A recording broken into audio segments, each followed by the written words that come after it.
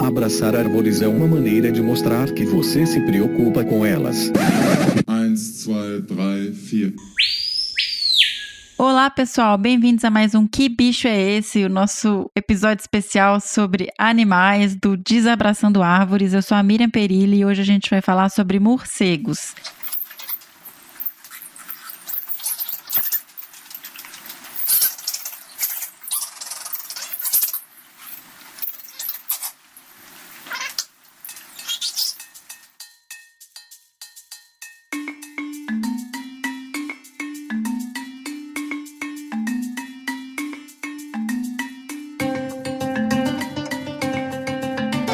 E o animal que a gente rodou no último episódio foi um Philostomus astatus, o grupo dos filostomídeos, um morceguinho. E a gente recebeu e-mails, viva! Vamos ver se alguém acertou. E o primeiro e-mail foi da Carla Possamay. A Carla é uma super pesquisadora que trabalha com muriquis. Infelizmente não conheço pessoalmente, adoraria, mas fiquei muito feliz de receber um e-mail dela. Prezados colegas, eu e meu marido estamos acompanhando os episódios, estamos adorando. Aliás, já viramos fãs. Nós dois somos biólogos e trabalhamos com muriquis e outros primatas. Ouvindo o episódio 39, nós achamos que o que bicho é esse desse episódio pode ser uma lontra ou oriranha. Grande abraço, Carla e Marlon. Ô Carla e Marlon, não, dessa vez não foi, igual eu já falei, um morcego, mas continua escrevendo pra gente. A Letícia de Moura, ela foi super objetiva, ela escreveu, são esquilos? Com uma interrogação, uma pergunta, abraços. Não são esquilos, Letícia. Na sequência, a gente recebeu um e-mail do Felipe Martins, também objetivo. Me parece muito que é o som de um sagui, espero estar certo, kkkk, fuem. Errado, Felipe. Amanda Mello, nossa querida Amanda, musa divina, maravilhosa do Que Bicho é Esse? Que eu adoro receber e-mails. Vamos lá. Oi, Miriam. Essa última vocalização, assim que eu escutei, me veio um bicho na cabeça. Mas eu pensei, não, será? Não tenho certeza se ouvi essa vocalização já algum dia. E às vezes, tudo que vem muito fácil assim, a gente desconfia. Mas depois das dicas e da minha intuição, eu vou chutar esse bicho mesmo. O bicho do último episódio, eu digo que é um rato.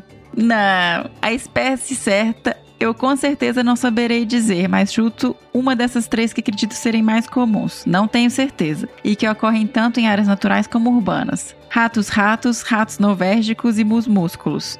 Ah, gente, eu acho que também a gente deu uma dica que era um animal que vivia em áreas urbanas e rurais. Então, por isso, o rato, né, Amanda? Vocês estão inspirados na escolha dos últimos bichos. Antes desse, eu nem chutei os dois últimos porque estavam complicados demais. Mas seguimos firmes aqui e espero ter acertado. Beijos e até a próxima. Pois é, tava sumida, né, Amanda? Não é, você errou. Mas a gente tá pegando pesado, eu concordo. Mas é porque é tão legal, é um desafio, gente. Vocês têm que entrar nessa onda e mandar e-mail igual o pessoal tá mandando. Porque mesmo os difíceis, tem que instigar a curiosidade pra saber quem é e a gente poder falar mais sobre a espécie. Se a gente puser só bicho fácil, não tem graça. E também porque a gente sempre quer falar do bicho e aí a gente escolhe baseado nisso, sabe? Tem essa estratégia também. Caroline mandou o e-mail seguinte. A Caroline é uma que fica brava lá pedindo pra gente dar dicas. É uma das meninas superpoderosas que nos ajudam no Desabraçando. Boa tarde, desabraçadores. Confesso que só estou escrevendo porque me senti coagida pela Tabata. A Tabata é outra menina superpoderosa que nos ajuda. Ela, então, é a Caroline, a Tabata e a Mandy, que são o nosso grupo de apoio. Meninas lindas, fantásticas e que mandam super bem. Tá cada vez mais difícil esse bicho, gente. Um mamífero que tem áreas urbanas e naturais e pelo Brasil todo, só consegui pensar em cachorro e gato. Mas o meu palpite é que seja algum tipo de rato, já que a opção de alvo em os esquilos em velocidade rápida foi descartada. Beijos, galera. Ah, Miriam, seus episódios são muito mais do que sensacional. Ô, querida, brigadão. Adoro receber feedback de vocês. Que bom que você tá gostando. E não é um rato. E-mail seguinte é da Ana Lúcia Venturini Vieira. Oi, pessoal, tudo bem com vocês? Fiquei pensando aqui sobre o bicho e pedi a ajuda de umas amigas e a grande aposta é em algum roedor, pela dica de ter em ambiente urbano e natural. Achamos que seja rato, porém também ficamos na dúvida de ser morcego, quase! Mas vamos apostar em rato mesmo, porém sem arriscar espécie, ansiosa pela resposta. Pô, Ana Lúcia, quase, hein? Trave. Não sei se acertei, mas aproveitei foi para mandar um desabraço para todos vocês. Hoje já chegou a notificação do padrinho. Infelizmente, por enquanto só tô podendo pagar um refri pro desabraçador, mas vamos torcer para as coisas melhorarem e rolar uma cerveja mais pra frente. KKKKK. É isso, beijos a todos. Ô, Ana Lúcia, muito obrigada. Um refri tá maravilhoso. Até bala Juquinha a gente tá aceitando, viu? Brigadão. Obrigada pelo apoio e obrigada por enviar e-mail pra gente. E que você, poxa, você quase acertou, né? Você acertou, mas escolheu o errado pra mandar. Esses foram os nossos e-mails da semana. E afinal, morcego é um rato que cria asa e voa, não é mesmo? É mentira, tá, gente? Foi uma brincadeira. Tem ironia nessa frase minha última aí. Pra falar então pra gente um pouco mais sobre os morcegos, a gente vai ter o privilégio enorme de receber aqui com a gente o professor doutor Henrico Bernard. O Henrico, ele é biólogo formado pela USP, mestre em ecologia pelo Instituto Nacional de Pesquisas da Amazônia e doutor em biologia pela York University, do Canadá. Ele é professor associado ao Departamento de Zoologia da Universidade Federal de Pernambuco, a UFPE, em Recife, onde ele coordena o Laboratório de Ciência Aplicada à Conservação da Biodiversidade. Ele trabalha com morcego há quase 25 anos e o foco especial dele é em biologia, ecologia e conservação desses animais. Ele é atualmente o presidente da Sociedade Brasileira para o Estudo de Quirópteros, a SBEC, nesse mandato de setembro de 2019 a setembro de 2021. Ou seja, acho que a gente tá com a pessoa perfeita para falar com a gente sobre morcegos, né? Então, realmente, eu fiquei muito feliz dele ter aceitado e muito honrada. E vamos partir direto agora para esse bate-papo.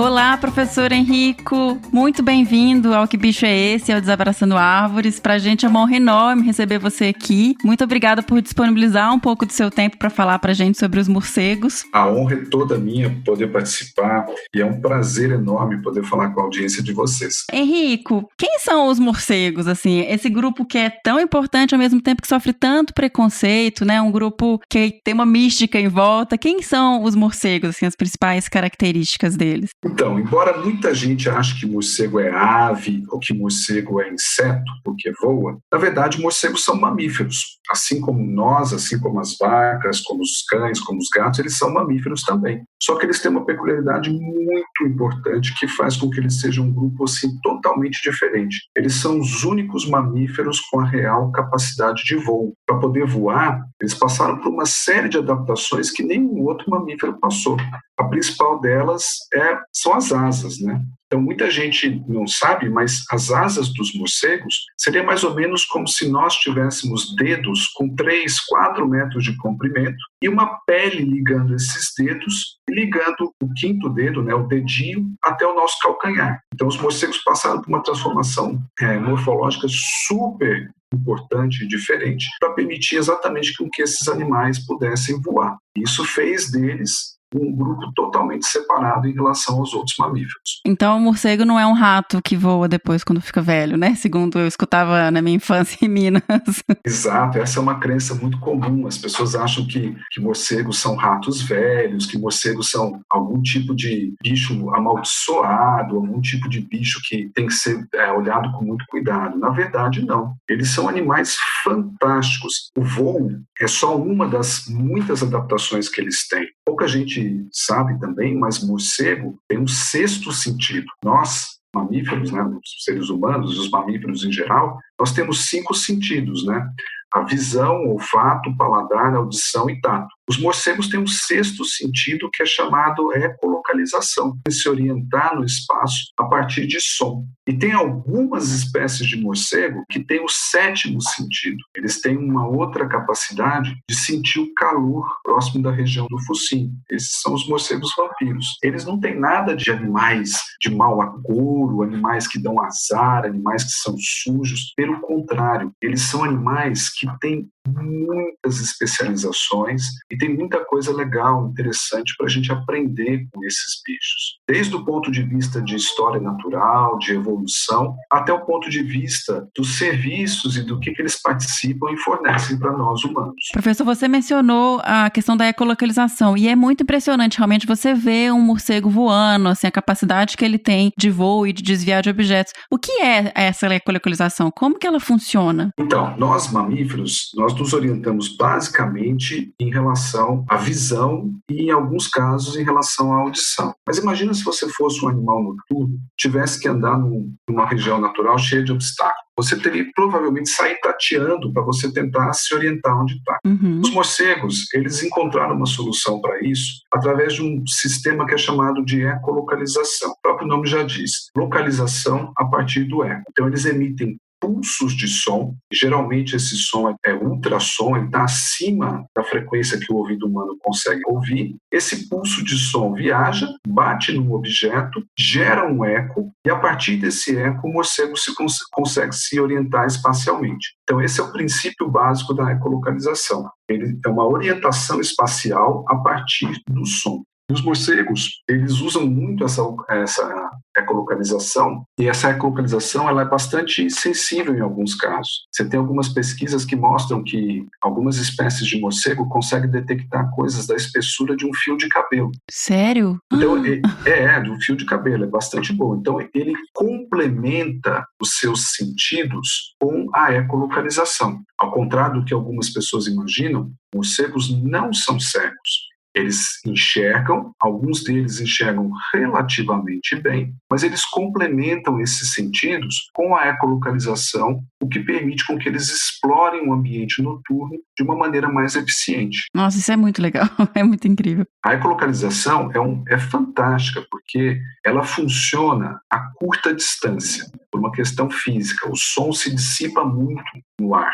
Então, ela não funciona a longa distância. Então, para o morcego se orientar a longa distância, ele usa basicamente a visão. Já a curta distância, ele usa a ecolocalização. E é importante a gente falar também que não são todas as espécies de morcegos que utilizam a ecolocalização. Antigamente nós tínhamos uma divisão grande que eram os Megachiroptera e os Microchiroptera. Os Megachiroptera são aquelas raposas voadoras que aparecem nos filmes, aqueles morcegos enormes. Uhum. Eles estão restritos à Ásia, África e Oceania. Os Megachiroptera não usam a ecolocalização, eles usam só a visão e a audição. Já os Microchiroptera, todos eles utilizam a ecolocalização como principal meio de navegação. Essa divisão não tem mais? Não, agora mudou. A divisão mais nova, ela é Impterochiroptera e Yangochiroptera. Uma nova divisão que foi proposto, houve um rearranjo, uma reorganização das famílias dos morcegos, e o nome Megachiroptera e Microchiroptera não se usa mais. E você mencionou também a questão do sétimo sentido que está relacionado ao calor para os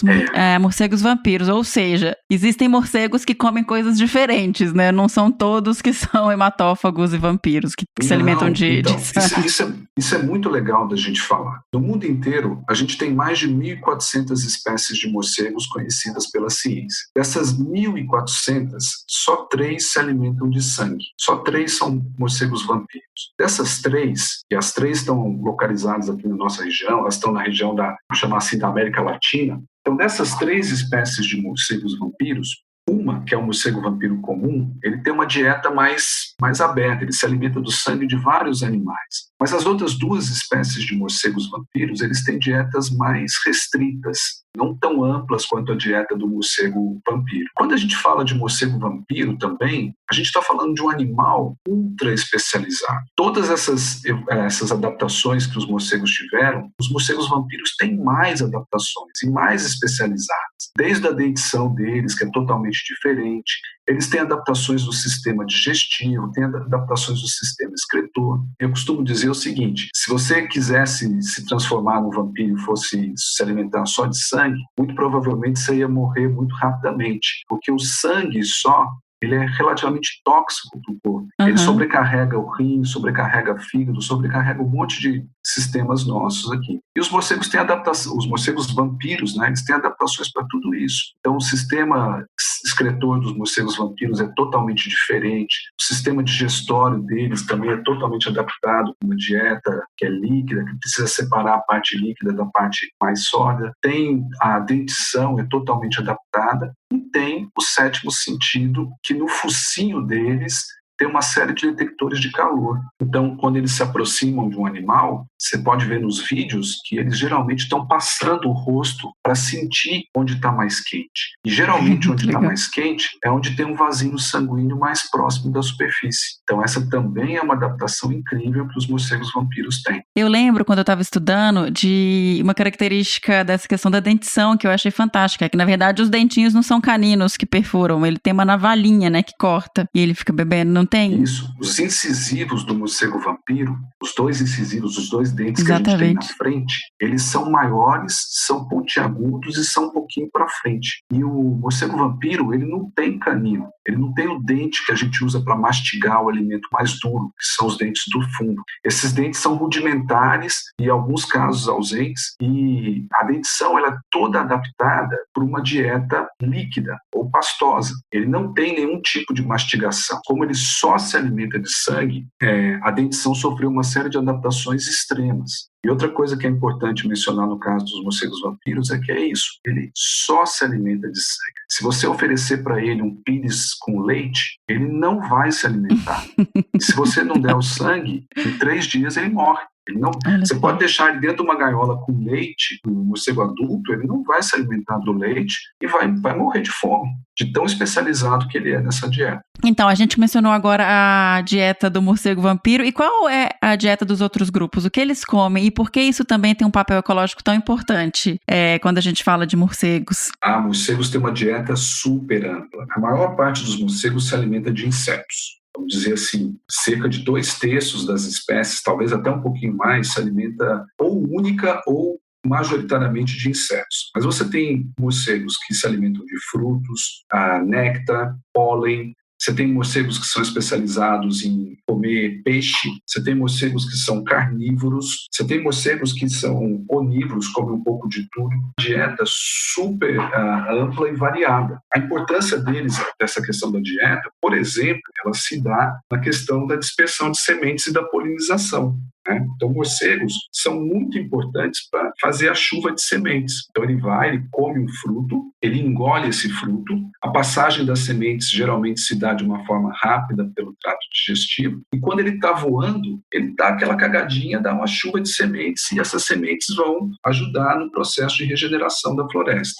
E os morcegos também fazem o mesmo papel do que as abelhas, a polinização, né? A gente tem várias espécies de morcegos polinizadores que visitam as flores durante a noite e sem eles, algumas espécies de plantas não conseguiriam se reproduzir exatamente porque elas são extremamente adaptadas à polinização de morcegos. Então, essa amplitude de dieta faz com que eles interajam com um número muito grande de outras espécies. No caso dos insetos, por exemplo, morcegos se alimentam de milhares de espécies de insetos, inclusive algumas que são pragas agrícolas e outras que são vetores de doenças para nós humanos e também para rebanhos animais.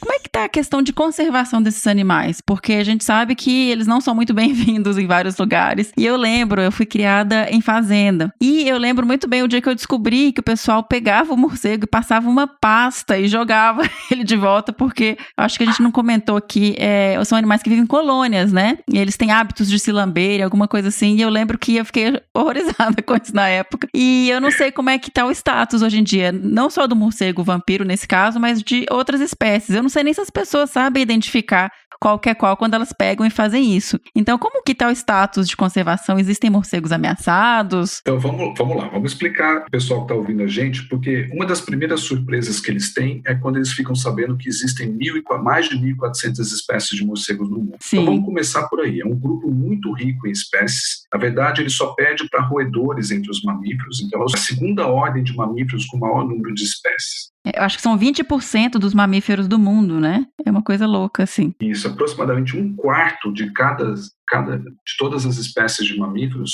são morcegos, né? Aproximadamente. Sim. Essa questão que você mencionou da pasta, isso é um enorme problema. A gente tem uma questão que é a transmissão do vírus rábico por morcegos. Só que o que é feito é a proposta de controle através de uma pasta. Essa pasta causa uma hemorragia interna. Ela mata o morcego por hemorragia interna.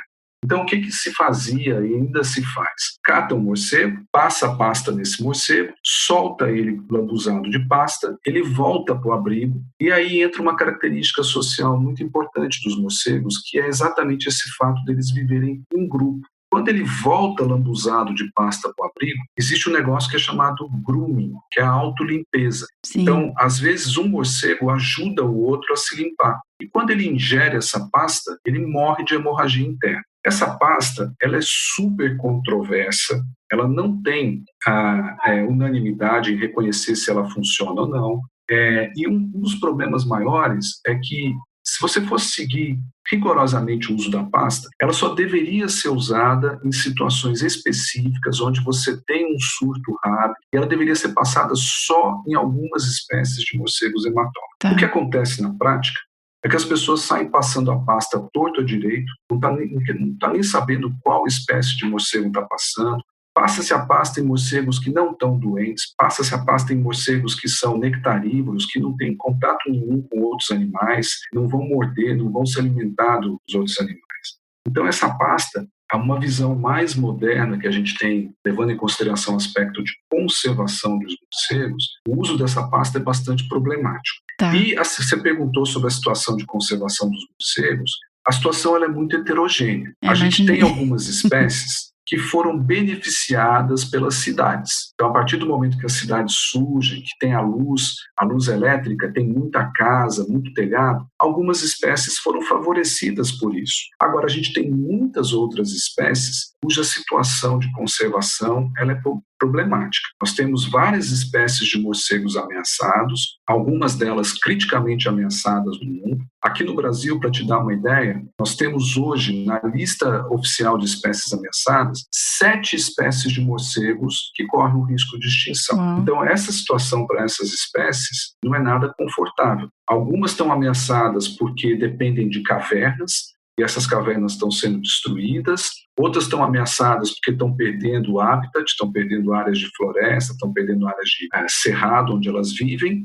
Outras estão ameaçadas exatamente pelo mau uso da pasta, por perseguição, por vandalismo, por problemas de matança indiscriminada. Então, a situação de algumas espécies de morcegos, ela requer cuidado. E isso as pessoas também não imaginam. Tem algumas espécies de morcegos que, se a gente não fizer nada, elas vão ser extintas. Isso é um grande problema conservacionista. Sim, a gente chegou a mencionar aqui essa questão do papel ecológico e é complicado, né?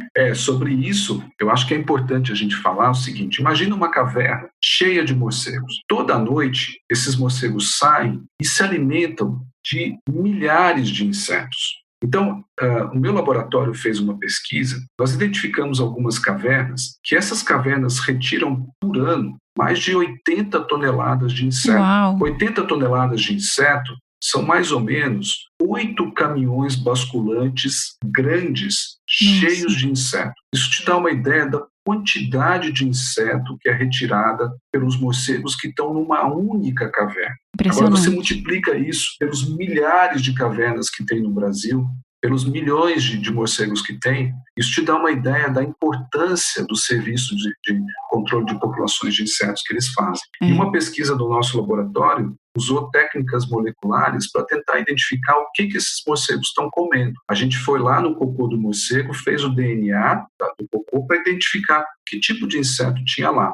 E nós encontramos 11 espécies de insetos que são consideradas como pragas agrícolas no Brasil, 3 espécies de mosquitos que podem transmitir vírus e uma espécie de mosca que pode transmitir a mastite bovina. Então, olha que papel legal e importante os morcegos estão prestando todas as noites gratuitamente para a gente, sem cobrar nada por isso. Isso tem um nome. Isso chama serviço de ecossistema. Sim. Então, eles são excelentes prestadores de serviço de ecossistema para nós, humanos. Perfeito. E aí, pessoal, deixem os morcegos no canto deles lá, que eles estão fazendo um serviço incrível para a gente. Uma coisa que é importante a gente falar é o seguinte: realmente existem situações onde a convivência entre morcegos e humanos ela não pode ocorrer. Vamos imaginar, por exemplo, um hospital O hospital não pode ter morcegos, um local que processa alimentos, mesmo uma escola pequenininha onde tem crianças pequenas lá, não é adequado ter os morcegos juntos. Mas existem várias situações onde a convivência entre morcegos e humanos ela é possível e até desejável. Se você imaginar, por exemplo, que você está numa fazenda, pode ser que eles habitem o forro de uma casa, pode ser que eles estão dentro de uma caverna próxima. Essa convivência ela pode ser possível.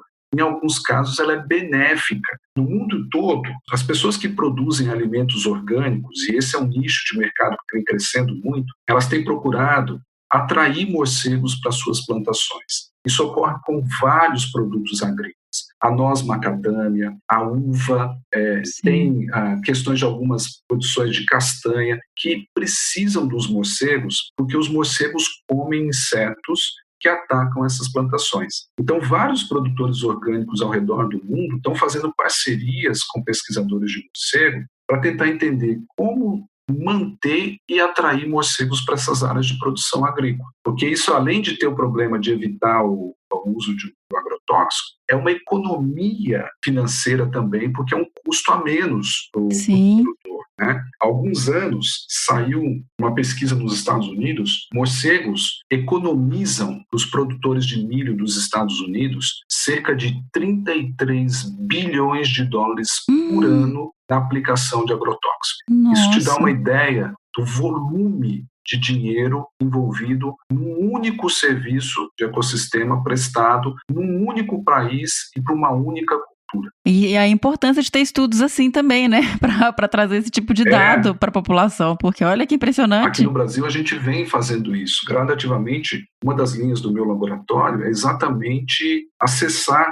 os serviços de ecossistema que são prestados pelos morcegos. Nesse estudo que eu mencionei há pouco, que a gente fez o DNA, nós encontramos uma espécie de inseto consumida pelos morcegos que ataca a cana-de-açúcar. Então, você tem ideia, o morcego está prestando um serviço para uma das culturas agrícolas mais importantes do Brasil. E até agora que você mencionou essa questão, Henrico, dos estudos que vocês vêm fazendo no laboratório, conta pra gente como que estuda morcego. Você chegou a mencionar análises genéticas das fezes, agora você está mencionando essa questão de estudos de valorização de serviços ecossistêmicos. Como que, assim, alguns, claro que depende da pergunta e tem várias questões envolvidas, mas, assim, quais são as formas de se estudar morcego? Uma das coisas mais legais de se trabalhar com morcego é que dá para você trabalhar de várias formas diferentes. Você pode fazer estudo de comportamento, onde você observa o bicho. Você pode fazer marcação e recaptura para saber informações sobre por onde ele vai, aonde ele foi, como ele se comporta. Você pode fazer estudos onde você captura os animais, você usa uma rede bem fininha para capturar.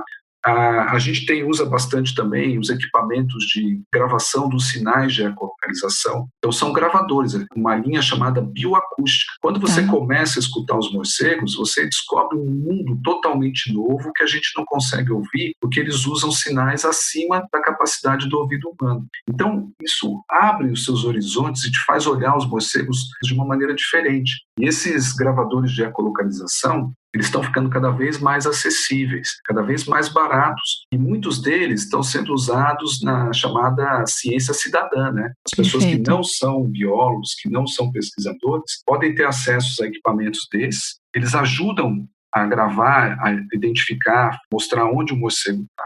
A gente também pode usar câmaras especiais para estudar os morcegos, câmaras infravermelho, câmaras térmicas. Dá para você fazer estudos de morcegos com a parte genética, dá para fazer muito estudo com fisiologia. Morcegos são excelentes modelos para você testar questões de fisiologia. Essa é uma das coisas mais fascinantes de trabalhar com morcegos. Esse ano, vai fazer 25 anos que eu comecei a trabalhar com morcegos. Eu digo para todo mundo, mais que eu estudo esses animais, mais eles me surpreendem. Isso é uma coisa muito prazerosa, porque tem coisa pra gente fazer por muito tempo ainda. Sim, eu ia até entrar nessa questão, porque você é presidente da Sociedade Brasileira de Estudos de Quirópteros, né? E aí você mencionou essa questão que tem muita coisa ainda pra fazer e que você tá sempre ainda nesse encantamento por estudar morcegos. Vocês têm algum tipo de diretriz ou de procurar saber o que tem sido feito nos últimos anos e quais são as principais questões que ainda têm de ser abordadas? Como que funciona isso dentro da pesquisa? Juntamente com alguns colegas, a gente assumiu a presidência da SBEC em setembro do ano passado e Uma das principais bandeiras que essa diretoria tem é exatamente chamar mais atenção para a questão dos morcegos sob um ponto de vista institucional. O que significa isso? Morcegos são super importantes, por exemplo, no licenciamento ambiental. Quando a gente está falando de parque eólico, quando a gente está falando de mineração, eles têm um papel fundamental no processo de licenciamento ambiental. Isso, ao nosso ver, não estava recebendo a devida atenção dos órgãos de governo, da importância dos morcegos nesses dois processos de licenciamento, por exemplo. E por que tem esse papel importante, Henrique? Então, no caso das eólicas, é que ao redor do mundo foi constatado a mortandade de aves e morcegos em parques eólicos, né? Então, se você considerar que a energia eólica é uma das fontes de energia que mais cresce no mundo inteiro, isso chama a atenção da necessidade de um processo de licenciamento bem feito. Porque é super legal e super importante a gente ter fontes de energia alternativas e consideradas mais limpas. Mas a gente não pode ter essas fontes de energia em detrimento da morte de alguns animais. Então, como foi constatado que morcegos podem morrer por causa das eólicas, essa questão do licenciamento ambiental passa a ter mais atenção e mais importância. Entendi. E a gente já vem mostrando há alguns anos que o licenciamento de parques eólicos aqui no Brasil precisa ser melhorado. A gente tem normativas bem mais rigorosas fora do Brasil e a normativa brasileira ela ainda é bastante flexível, bastante permissiva em relação à questão dos morcegos. Entendi. Então, uma das questões principais que a gente vinha abordando é exatamente isso. Como melhorar a questão do foco dos morcegos no licenciamento de eólicas. A mesma coisa na mineração. Né? A mineração é um setor super importante na economia do Brasil. Mas quando você fala de licenciamento ambiental de minas, licenciamento ambiental de extração de minérios, o morcego tem um papel central por causa da questão das cavernas. Então, uma das preocupações nossas também é olhar para que esse licenciamento ele seja bem feito e leve em consideração a questão dos morcegos.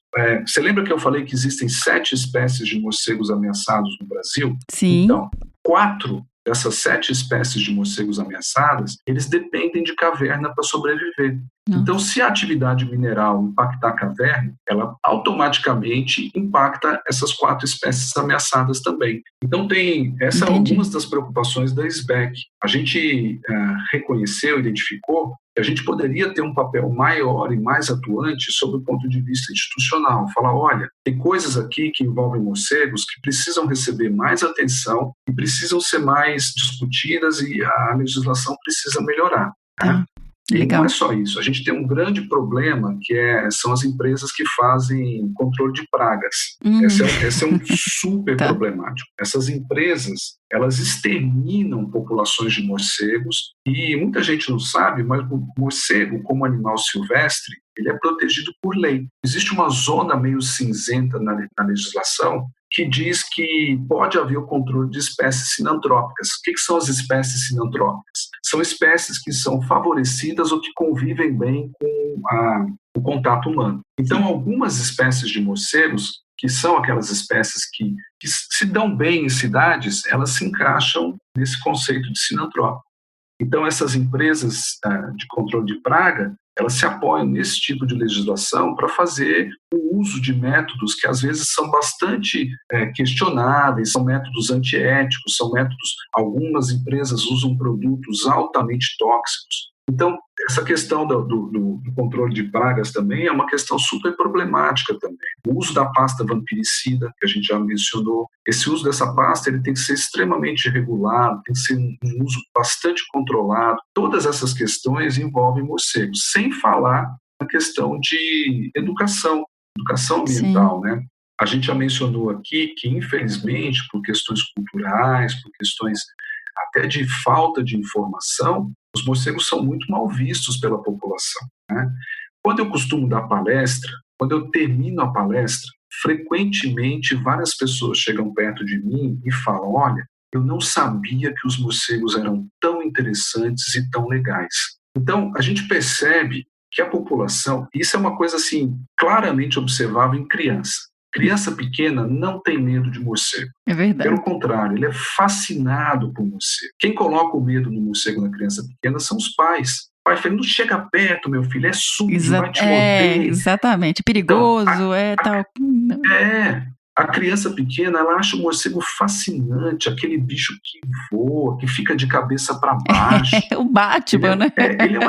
Exato, ele é um animal fascinante para a criança. Né? Sim. Então tem toda essa questão da falta de educação ambiental em relação a esses animais. Então tudo isso passa por essa questão da gente tentar, através de uma sociedade, da Sociedade Brasileira de Estudo de Pirópteros, tentar reverter esse quadro aqui no país. Né?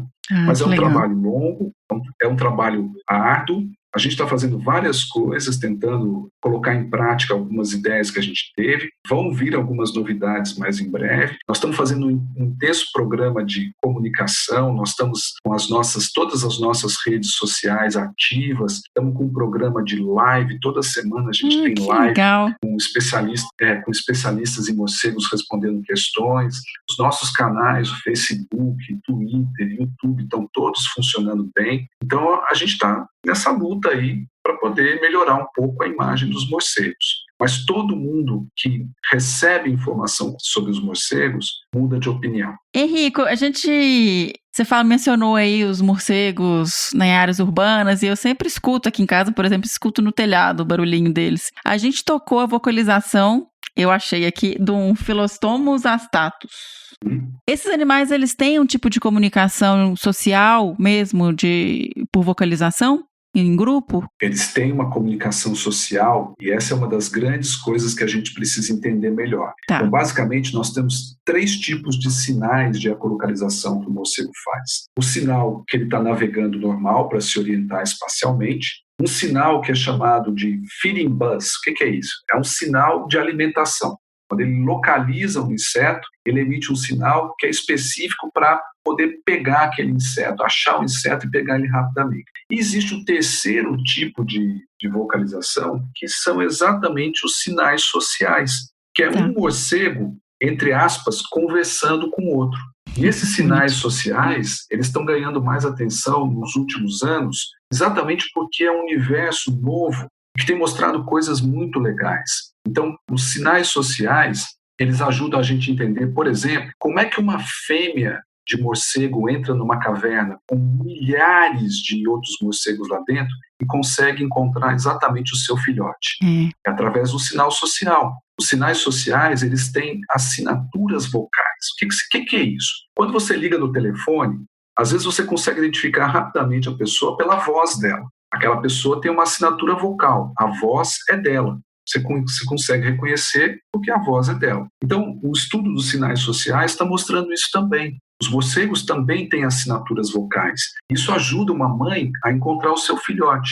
É uma pena a maior parte das pessoas não terem acesso ao mundo da ecolocalização, porque morcegos têm sinais incríveis. Eles fazem sons muito complexos, eles mudam os sons, cada espécie tem o seu tipo de som característico. E é um mundo fantástico. Sabe passarinho, quando está cantando, você consegue identificar pelo som? Sim, aham. Morcego também é assim. Morcego também você consegue identificar pelo som. Só que a gente não consegue ouvir. Então você precisa ter equipamentos especiais para você ouvir. Quando você ouve a primeira vez os sinais dos morcegos, você fica fascinado. Mas, gente, olha isso, olha quanta coisa maravilhosa a gente tem para saber, né? A gente não precisa ficar inventando muita moda, olha só escutar os animais aí, ver essa questão toda. Que incrível. São animais fascinantes. A gente estava agora falando dessa questão das cavernas, dos grupos sociais, e aí eu lembrei de uma questão. Os morcegos, igual você falou, a criança adora essa questão dele ficar de cabeça para baixo e tal. Esse ficar de cabeça para baixo, ele tem uma relação também com o voo, né? O morcego, ele não sai do chão voando. Ele precisa realmente de se jogar. Como é que funciona esse começo de voo dele? Por que eles ficam, então, de cabeça para baixo? Então, essa é outra história muito legal. Para poder voar, o morcego precisou economizar peso. Se você pegar o esqueleto humano, quais são os ossos mais pesados do corpo? São os ossos da perna, o fêmur. O fêmur é o osso mais pesado. Ele é pesado porque ele é um osso forte. Ele precisa segurar a gente em pé. O morcego, para economizar peso, ele houve uma redução dos órgãos inferiores. Olha. Se você pegar o esqueleto do morcego, você vai ver que os braços são enormes, as asas, o peitoral, e as perninhas são pequenininhas. Ai, gente, a evolução é linda também. E tem uma coisa muito legal. Os ossos, para aguentar a compressão do peso, eles precisam ser mais grossos. Já para aguentar a tração, para aguentar puxar, ele não precisa ser grosso. Ele pode ser mais fino. Tá. Então, os morcegos, gradativamente, foram se adaptando a uma posição que é uma posição mais econômica sob o ponto de vista de peso, porque os membros inferiores não precisam ser tão fortes e robustos. Entendi. Mas tem uma outra razão também. Vamos imaginar um albatroz ou qualquer outra ave que começa a voar a partir do chão. Ela precisa começar a bater a asa, precisa começar a correr, só então ela ganha uma certa velocidade e ela consegue alçar voo. Agora vamos imaginar um morcego que está de cabeça para baixo. Ele alçar voo, ele só precisa deixar cair. Só precisa... e aí ele já começa a voar. Essa é uma forma de você começar o voo, uma forma muito mais econômica sob o ponto de vista energético, sob o ponto de vista de movimento, sob o ponto de vista de momento. É muito mais fácil se você está de pendurado de cabeça para baixo, você lançar o voo. Mas tem uma outra adaptação muito legal. Se a gente olhar o nosso corpo, o corpo humano, nós temos as plantas dos pés viradas para trás, certo? Se você olhar assim, você vai ver que o seu pé, se você fizer a ponta do pé na perna, ele está virado para trás. Os morcegos sofreram uma rotação de 180 graus na altura do joelho. Então, a planta do pé dele é virado para frente.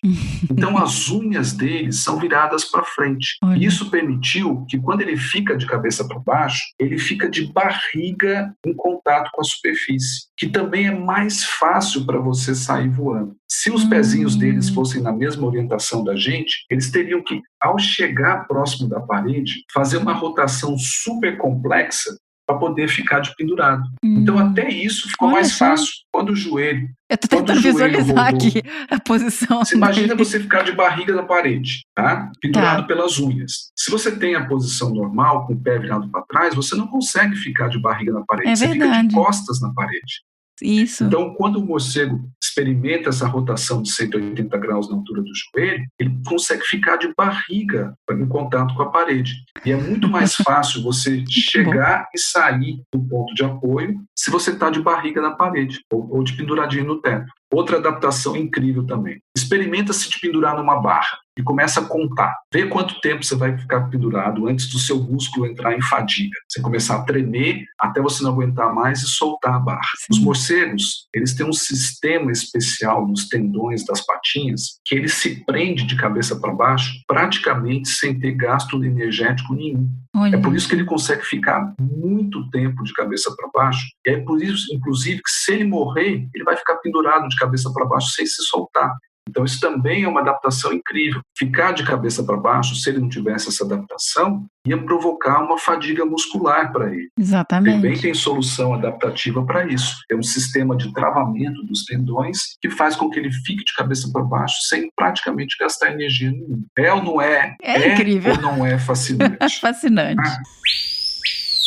Bom, a gente tá falando dessas questões incríveis, mas agora eu vou puxar um ponto um pouquinho mais sensível, que é a questão das doenças. A gente comentou brevemente sobre a raiva e a gente tá passando aí por uma epidemia, uma pandemia global de Covid, que também tem sido linkada aos morcegos. Como que funciona a questão de zoonose com morcegos, Henrico? Assim como qualquer outro mamífero, até um coelhinho branco, os morcegos podem transmitir algumas doenças para os humanos. Sim. Isso não é uma exclusividade dos morcegos, mas é uma característica de quase todos os mamíferos. Sim, pessoal, quem quiser ouvir mais até sobre isso, no episódio de tatus, a gente comenta dos tatus e de outros animais, a gente fala de vários bichos lá. Exatamente. Então, assim, como qualquer outro mamífero, o morcego pode, eventualmente, transmitir algumas doenças para os humanos, né? A raiva, aqui na região da América Latina, é a mais comum delas. Então, é um vírus que é transmitido pelos morcegos. E, ao contrário do que muita gente imagina, o morcego não é imune ao vírus da raiva. Quando ele contrai o vírus da raiva, ele também vai morrer. Só que existe um período que é chamado de período de transmissão, onde ele está contaminado e ainda não apresentou sintomas graves, que é onde exatamente ele pode ter a transmissão caso ele venha a morder algum animal. caso da raiva, o vírus está concentrado principalmente nas glândulas salivares. Sim. Então, o morcego vampiro, outro mito que tem é que ele chupa o sangue. Não é verdade. Na verdade, ele dá uma pequena mordidinha, tira um pedacinho de pele e começa a lamber aquela ferida. Então, se ele for um animal que estiver contaminado, pelo fato dos vírus estar mais concentrado nas glândulas salivares, o fato dele lamber a ferida várias vezes aumenta a probabilidade de transmissão, né? Então, nesse caso, se ele estiver contaminado, pode ter um aumento da probabilidade de transmissão. No caso do coronavírus, é uma outra questão. Até o momento, se sabe que a transmissão não foi direta de morcegos para humanos. Existe um vírus do tipo corona, e é importante que as pessoas saibam que existem dezenas de tipos diferentes de coronavírus. Existe um vírus da família do corona que já foi detectado em morcegos, foi rastreado em 2002, 2003 em morcegos. Esse vírus atual que está causando essa pandemia, ele tem uma alta semelhança com esse vírus que já havia sido detectado em morcegos, mas não é exatamente o mesmo vírus, é um parente desse vírus. Tá. Então, o que se acredita é que o vírus causador da Covid-19, ele provavelmente passou no passado de morcego para outro hospedeiro. Estão apontando, em alguns casos, pangolins, em outros casos, civetas, e provavelmente esse hospedeiro, então o vírus sofre uma nova mutação e daí ele passa para humanos. Tá. Então, isso é importante entender que a verdade mais verdadeira que existe é que não são os morcegos ou os pangolins ou as civetas que estão causando essas pandemias. Sim. São os nossos hábitos, as nossas práticas em relação a esses animais. Perfeito. Isso é muito importante que fique claro. A maneira como a gente vem lidando com esses animais, a maneira como a gente vem lidando com o ambiente onde esses animais vivem, é que aumenta as possibilidades de que essas transferências de vírus de animais silvestres para humanos ocorram, né? Exatamente. Isso é muito importante. Por tudo que a gente falou até agora, por todos os serviços de ecossistema que os morcegos prestam, eles fazem muito mais bem do que mal para nós humanos. Exatamente. Imaginar um mundo agora sem morcegos seria catastrófico. Nossa, lascado. Por causa do papel que eles têm de controle de população de insetos, de polinização, de dispersão de sementes. Nesse momento está tendo uma campanha mundial que dê um tempo para os morcegos. Give them a break. Eles estão sendo bombardeados com notícias falsas, estão sendo bombardeados com informações que não têm respaldo científico. Então, dá um tempo para os morcegos agora, porque eles não são os vilões nessa história toda. Perfeito, gente. Vamos fazer a rede do contrário, né? Vamos levar informação bacana, informação que traga muito mais a questão benéfica do morcego. Ô, Miriam, eu queria dizer que a SBEC, dentro da página dela, tem um local específico na página só sobre as informações mais atuais sobre morcegos e o coronavírus. Perfeito. Lá só tem informação de qualidade, são informações que passaram por curadoria científica, de fontes idôneas. Então, todo mundo que quiser se informar sobre morcegos e o coronavírus, dá uma entradinha na página da SBEC, www.sbec.net.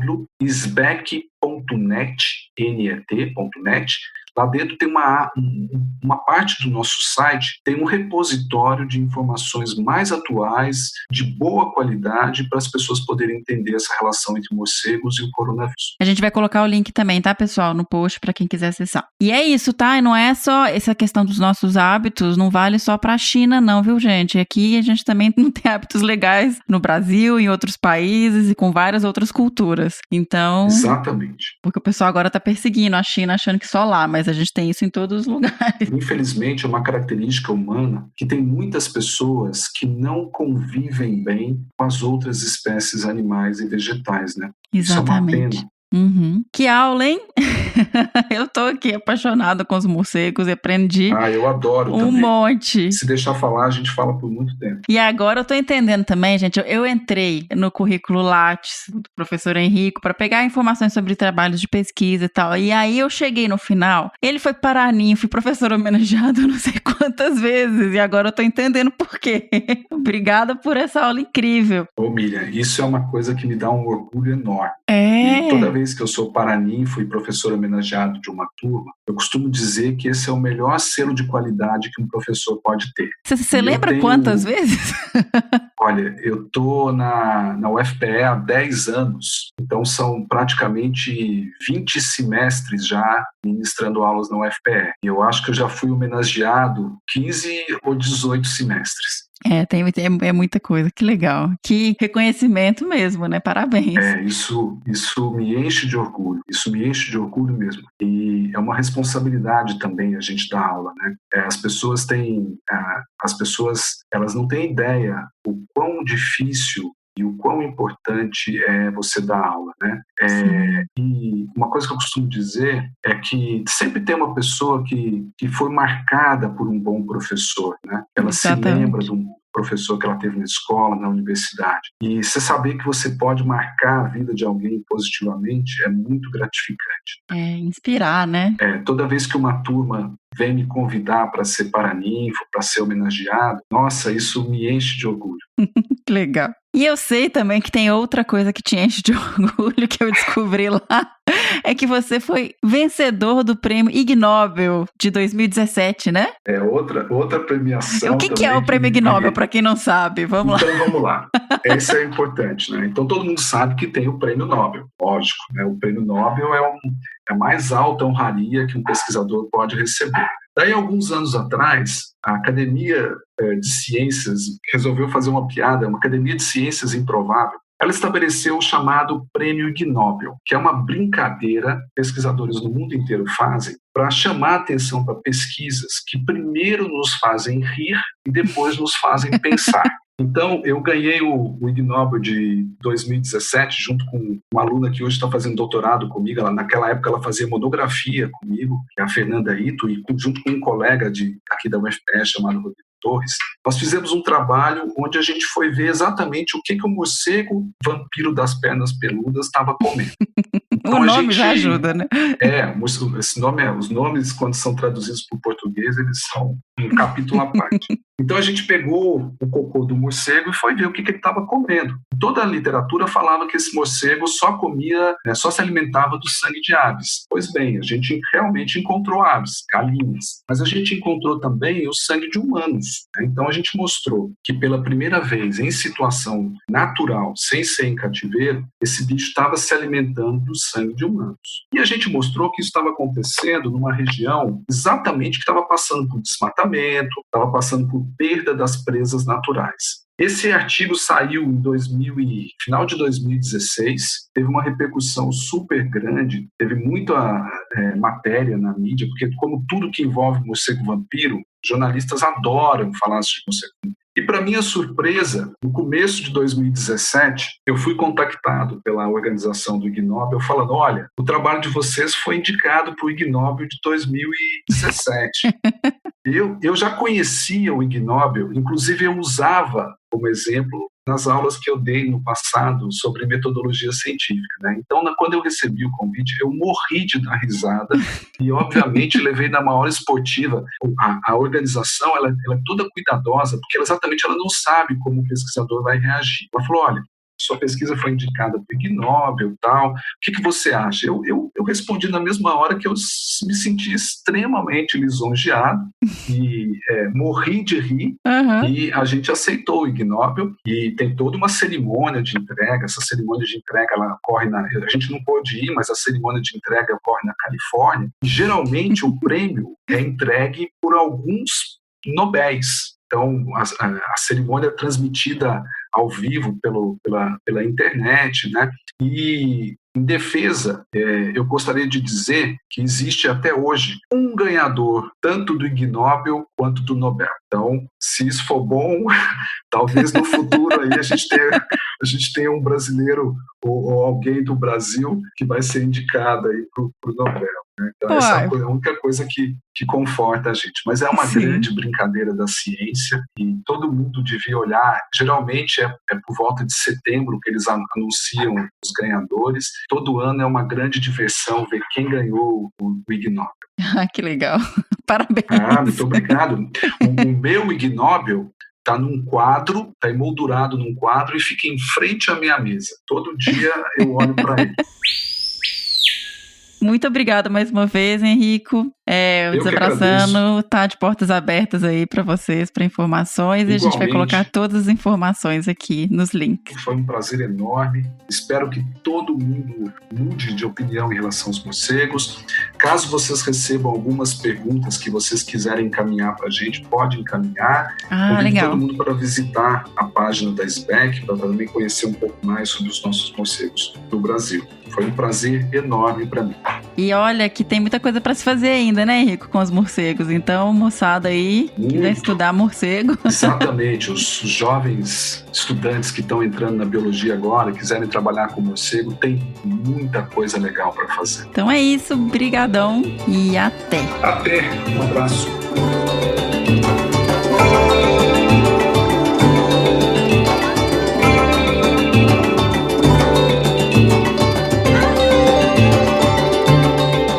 Pessoal, esse foi o Que Bicho é Esse dessa semana, onde a gente conversou sobre morcegos. Foi uma aula incrível do professor Henrico Bernard. Eu aprendi um monte, espero que vocês também tenham aproveitado e tenham saído encantados com esse grupo incrível que são os morcegos. Eu queria aproveitar aqui também para divulgar, quem quiser saber um pouco mais sobre morcegos, escute o podcast Morcegando Cast. É muito legal, é curtinho, não é cansativo. Ele é da Érica Munhoz e ela tá mandando muito bem nesse podcast, então não percam.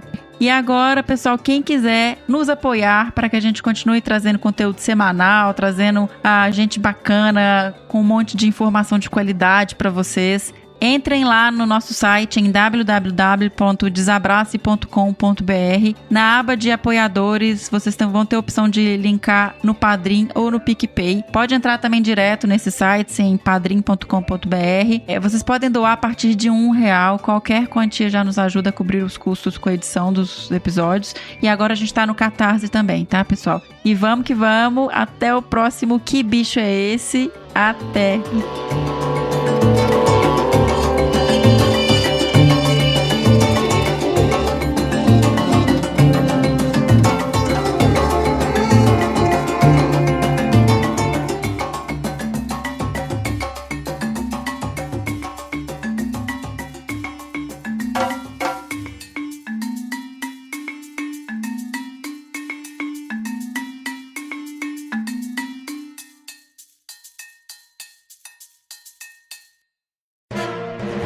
Mais um produto com a edição do Senhor A.